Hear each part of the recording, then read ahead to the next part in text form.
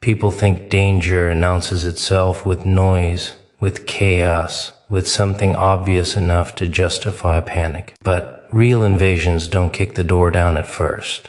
They test the locks. They check what's unlocked. They slip in through what you stop paying attention to. And by the time you realize something's wrong, the space you thought was safe already feels unfamiliar. A warning like this isn't about fear, it's about awareness. Because the most dangerous thing you can believe is that nothing is trying to get in. Homes aren't just walls and doors. They're habits, boundaries, routines, trust. They're the places you relax, the places you assume are protected because they've always been, and that assumption is exactly what gets exploited. You don't get warned when everything is secure. You get warned when comfort has made you careless, when routine has replaced vigilance, when you stop checking because nothing bad happened last time. That's how invasions work. Not through force at first, but through familiarity, through the belief that what hasn't happened won't happen. People hate warnings because they disrupt peace. They'd rather feel calm than be alert. But peace without awareness is just quiet vulnerability. A warning isn't telling you to panic. It's telling you to look again, to notice what you've been ignoring, to question what you've been assuming is safe just because it's familiar. Invasions don't always come from strangers. Sometimes they come from what you let linger too long. Old patterns, unchecked access, open doors you forgot were open. A warning doesn't accuse you. It reminds you that responsibility doesn't disappear just because you got comfortable. The unsettling part is that warnings arrive before proof. There's no damage yet, no visible threat, just a sense that something isn't right. And people dismiss that feeling because it doesn't come with evidence. But warnings don't wait for evidence. They exist to prevent it. You're being told this because attention has been drifting, because something valuable has been left exposed, because protection isn't automatic, it's maintained.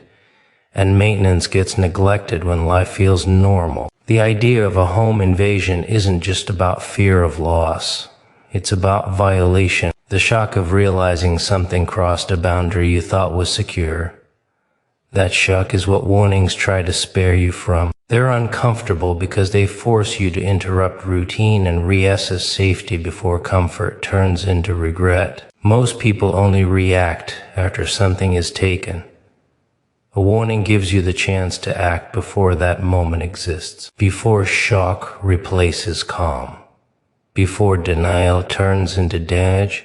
It's not dramatic, it's precise. You can ignore warnings and call it faith, optimism, confidence. Or you can recognize that awareness is not the absence of trust, but the responsibility that comes with having something worth protecting.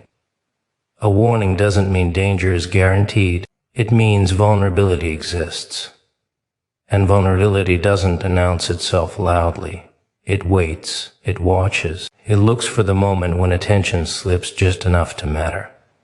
This isn't about paranoia. It's about respect for what you have, respect for the space you live in, respect for the fact that safety isn't a feeling, it's a practice. And when that practice fades, warnings step in to remind you before learning becomes painful. You don't get warned because you're weak. You get warned because something matters. Because there's value behind that door. Because what's yours deserves protection before it's tested. Ignoring a warning doesn't make it go away. It just shifts the lesson from awareness to consequence. And consequences don't arrive gently. They arrive after silence, after comfort, after the moment you decided nothing was wrong and stopped paying attention to what was already moving closer. Warnings never show up when everything is already broken. They arrive while things still look normal, while nothing appears damaged, while you can still convince yourself you're safe because yesterday looked just like today. That's what makes them easy to ignore. People trust what they can see, and warnings don't come with evidence. They come with discomfort, intuition, a quiet sense that something doesn't feel right. Even though nothing is obviously wrong, visible danger is loud. It forces attention. Warnings are quiet. They ask for it. And most people don't listen to what doesn't demand them. They wait for proof. Scratches on the door, broken glass, chaos. But by the time danger becomes visible, the warning phase is already over. What comes next isn't prevention. It's damage control. Warnings exist because time still matters. They are the space between safety and violation. That space is uncomfortable because it requires action without certainty. You're being asked to adjust behavior, tighten boundaries, change habits before you're sure it's necessary. That feels irrational to people who only respect consequences after they arrive.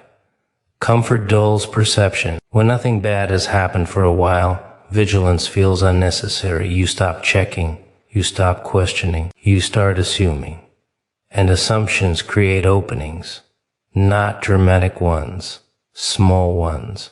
Forgotten ones. The kind that don't feel dangerous until they're used. People often confuse peace with security. Peace is emotional. Security is maintained. Warnings interrupt peace to protect security. That's why they feel intrusive. They don't come to soothe you. They come to wake you up before calm turns into exposure. A warning doesn't accuse you of negligence. It reminds you that safety isn't permanent. It's conditional. It depends on awareness, on boundaries, on attention. The moment attention drifts, conditions change. And danger doesn't need an invitation. It just needs opportunity. Most people dismiss warnings because responding to them feels embarrassing if nothing happens. You look paranoid, overreactive, dramatic. Society rewards reaction more than prevention. People respect stories that start with disaster and end with recovery. They don't applaud the disaster that never happened because someone paid attention early. Warnings test humility. They ask you to admit you might not be as secure as you think, that your routines might be sloppy, that your comfort might be costing you awareness. That's a hard admission. It's easier to say nothing's wrong and keep moving. There's also ego involved. People like to believe they're in control. Warnings suggest otherwise. They suggest that something external is paying attention before you are. That something has noticed vulnerability you overlooked. That's unsettling. So people reject the message instead of examining the gap. Visible danger forces reaction. Warnings invite responsibility. Responsibility is heavier.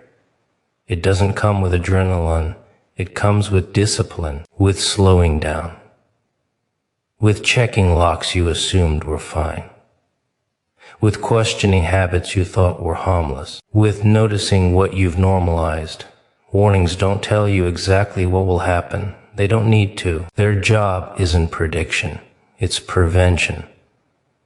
They exist to shift behavior, not to satisfy curiosity. Wanting proof before acting defeats their purpose.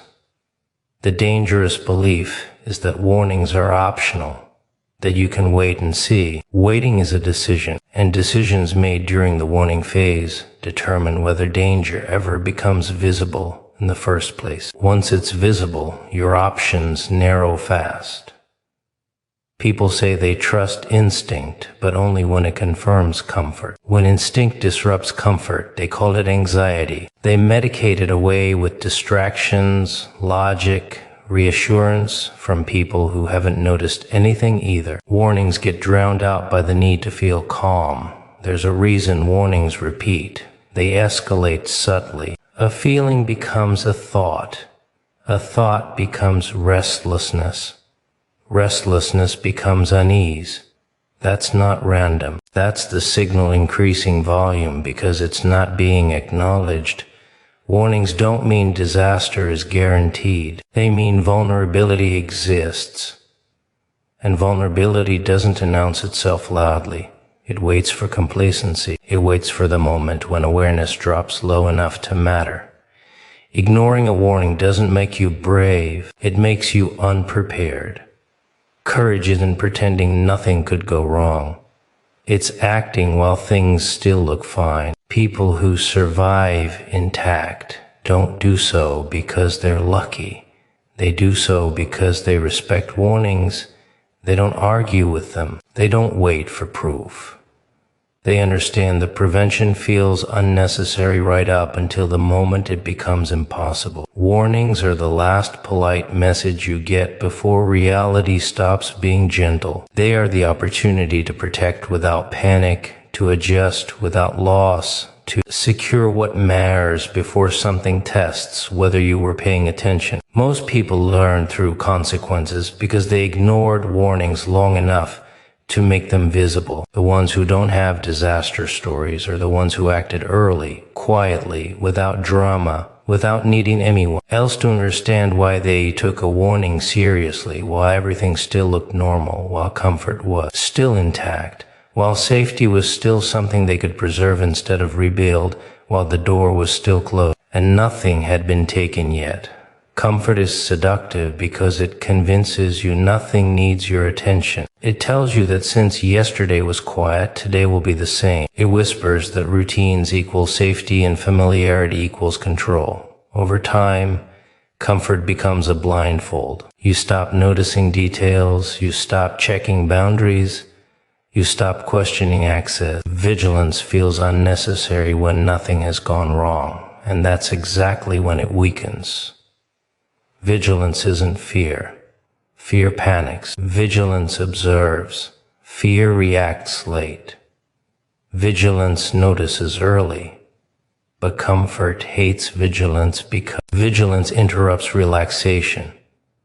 It asks you to stay aware when you'd rather switch off. It asks you to look twice when you'd rather assume. Comfort says relax. Vigilance says pay attention. Most people choose comfort because it feels kinder in the moment. The problem is that comfort slowly rewires your standards. What once felt risky starts to feel normal.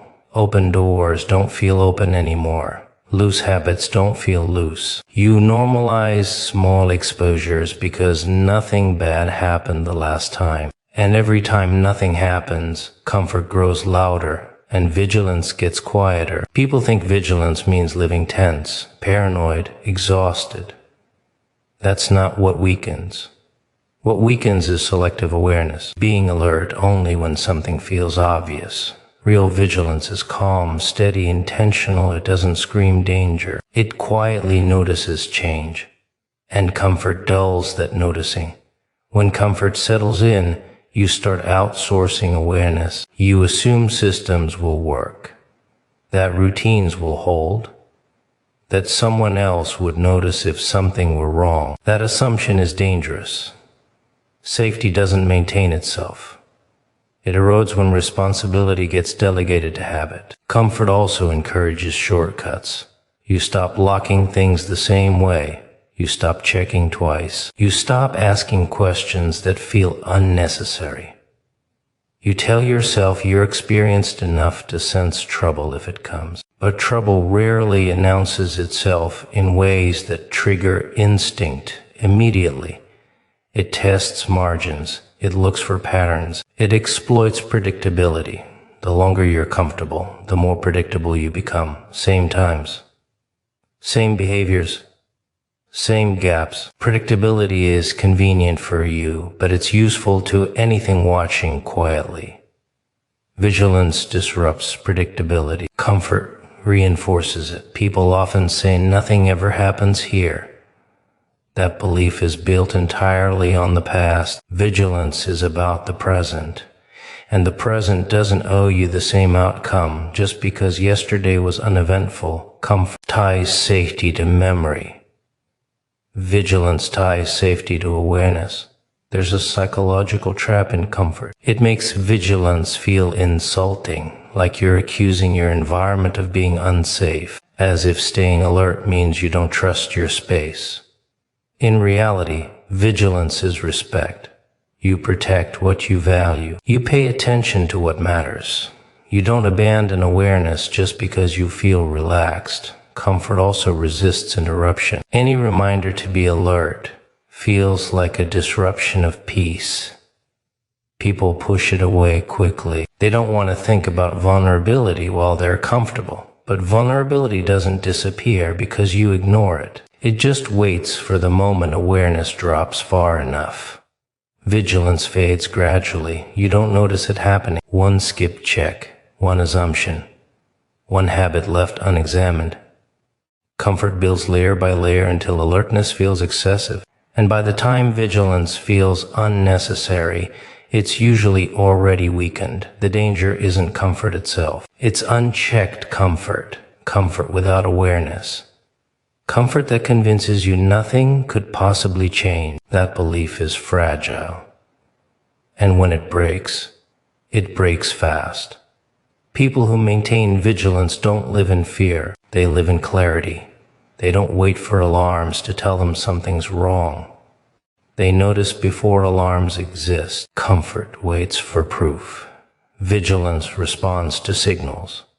There's a reason warnings feel uncomfortable.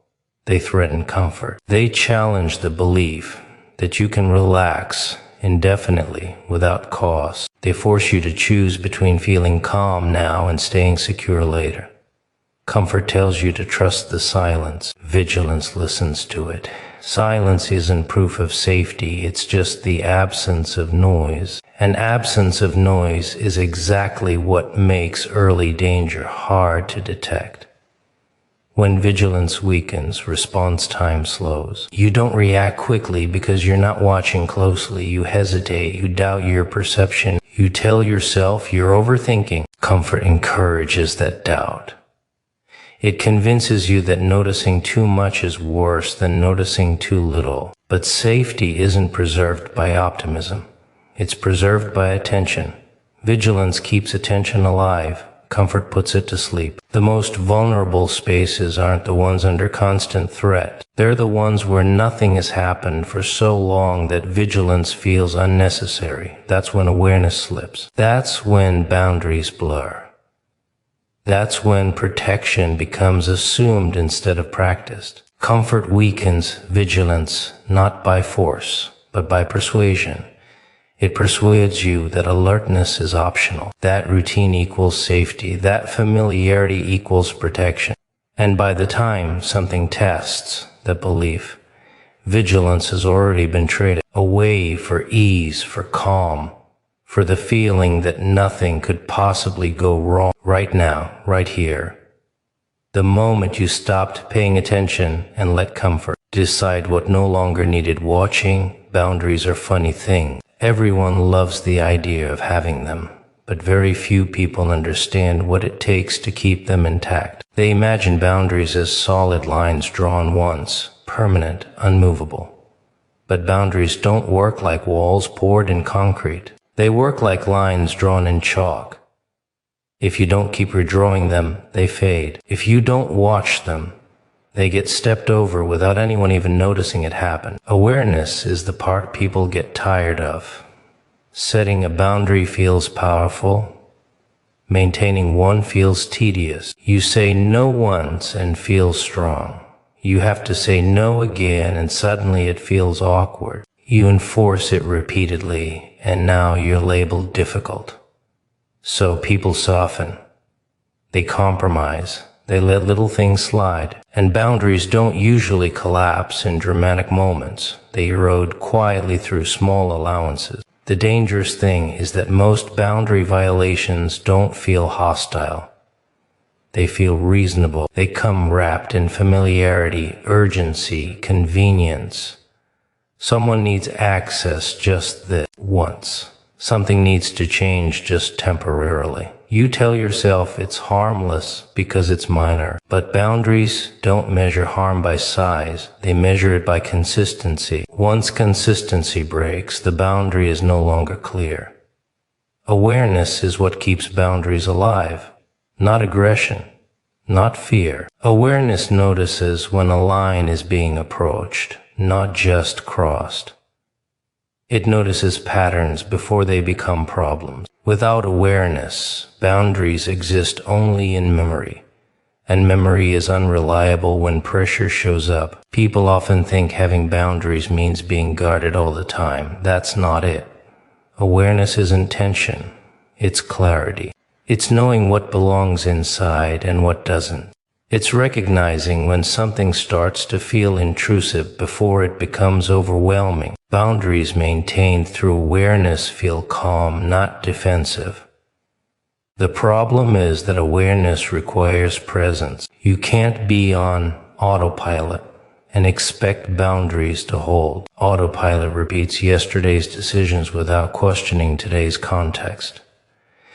And said context changes constantly. New pressures, new people, new habits. Boundaries that worked before may need reinforcement now. Without awareness, you don't notice the shift until you feel violated and can't quite explain how it happened. People like to believe their boundaries are obvious, that others will naturally respect them. But boundaries aren't universal truths. They're personal lines. If you don't reinforce them through awareness and action, they blur. And blurred boundaries invite confusion, not respect. There's also discomfort in maintaining boundaries because it forces you to disappoint people. Awareness shows you the moment you need to speak up, and speaking up disrupts harmony. Many people choose silence over maintenance. They trade long-term safety for short-term peace, and peace bought that way doesn't last. Boundaries fail most often when people are tired, when attention drops, when routine sets in, when you stop checking in with yourself. Awareness fades first, then boundaries follow. That's why violations often happen during periods of stress or exhaustion, not because people become careless on purpose, but because awareness is harder to sustain when energy is low. Another trap is believing that once someone respects a boundary, they always will. Respect isn't permanent, it's situational. Context changes behavior.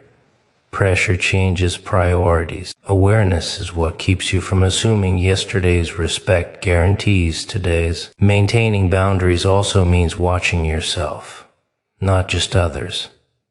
You're often the first one to cross your own line. You override your limits to be helpful. You ignore discomfort to avoid conflict. You rationalize access you know doesn't feel right.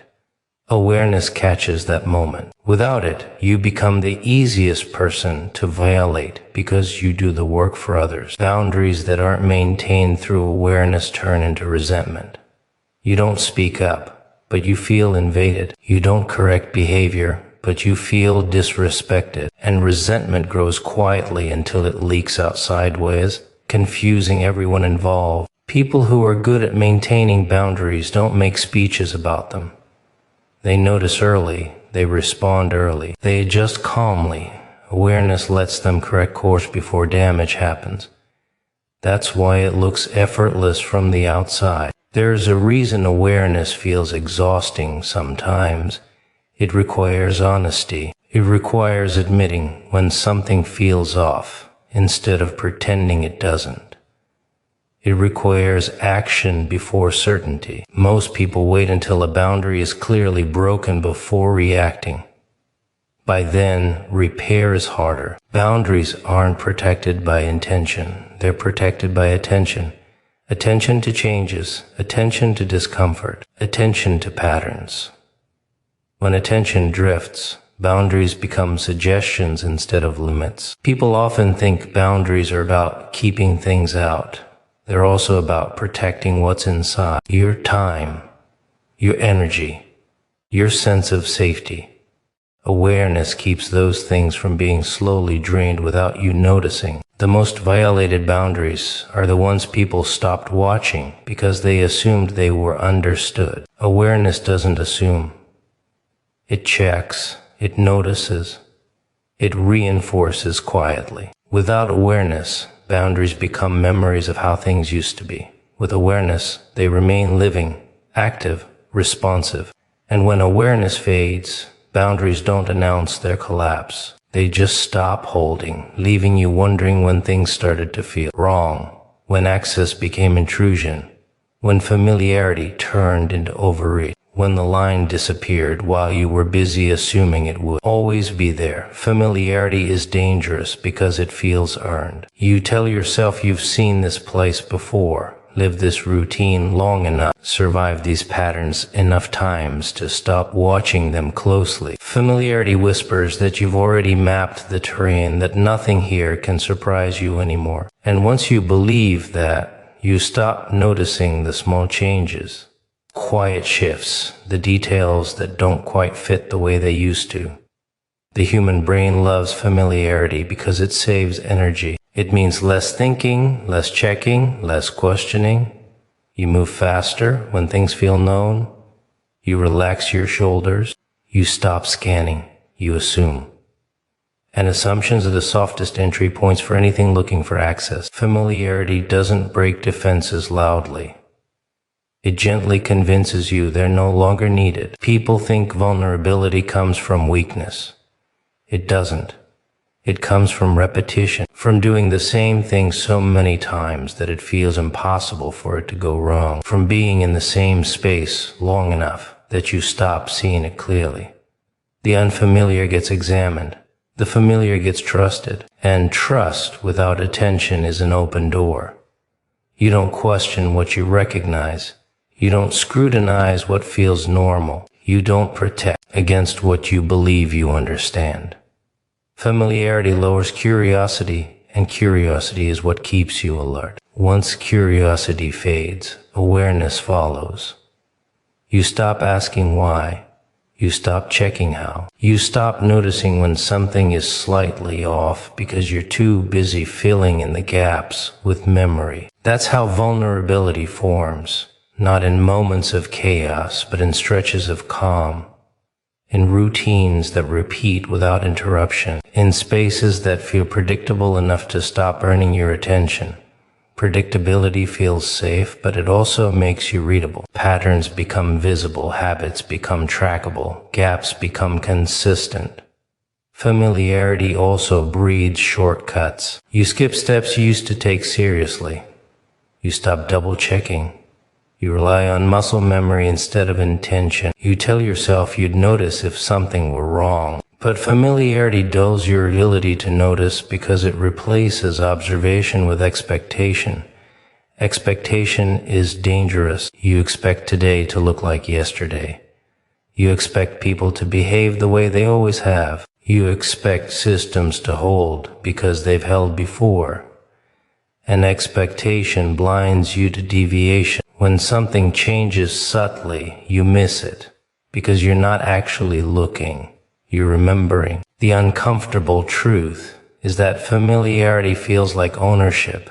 You feel entitled to safety because you've invested time. But time doesn't secure anything by itself. Time without attention erodes protection. The longer something stays the same, the easier it is to stop guarding it. People often say nothing ever happens here. That statement is built entirely on familiarity. It's a summary of the past, not a guarantee of the present. Familiarity convinces you the future owes you the same outcome. It doesn't. Familiar spaces feel forgiving. You believe mistakes will be minor. You believe risks are low. That belief encourages looseness.